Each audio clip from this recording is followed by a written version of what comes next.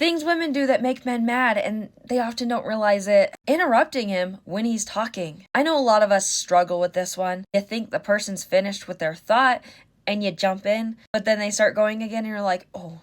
Don't be afraid to say sorry in those moments. And then do your best to give that person more time to talk. If you're guilty of this, I've noticed when someone stops talking or they take a natural pause, count for like 3 to 5 seconds before you actually respond. This will help you not interrupt the other person. And make sure you're listening, because sometimes they're still mid-sentence and then you cut them off like that. If you're listening, then you can see that, oh, they're gonna keep going for a minute. Next, being passive-aggressive. You may think that your man doesn't notice or he understands the underlying thing that you're trying to communicate, but he probably doesn't. He doesn't understand your overall point. He can tell that you're being passive-aggressive, but he may not understand what you're getting at. You're better off just being blunt or even sounding a little aggressive, because then at least he knows what you're trying to communicate. Invalidating his achievements. This one is so common these days because we're taught, oh, you don't need a man. You don't need to rely on a man. So as a result, we've gone to the opposite extreme. We don't see any of his accomplishments as valuable. If he worked really hard for that promotion, do not share in the excitement.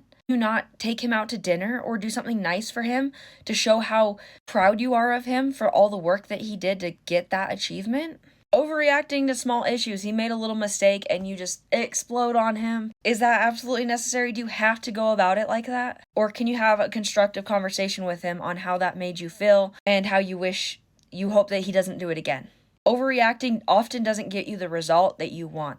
Next, comparing relationship timelines. I'm seeing that so much more now on social media. Women are like, oh, I was with him blank and he still hasn't proposed yet, or he hasn't done this yet. It's one thing if this timeline is true to yourself and it's the one that you came up with for your best interest and your life goals, but try to not compare your timeline to your friend's timeline. There will always be people out there who are doing better or worse than you timeline-wise. And you doing that comparison is just going to erode your relationship. If you are only willing to stay in a relationship for a certain amount of time to hit certain milestones, then you need to communicate with that with him ahead of time. Don't turn it into a weird comparison game with your friends.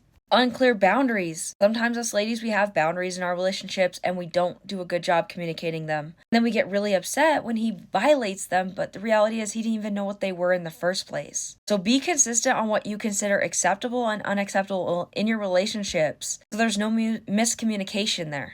Next, posting your relationship drama online. If you want him to fix problems, that's not how you do it. That's just embarrassing and ridiculous. The whole world doesn't need to know about the argument you just had with him.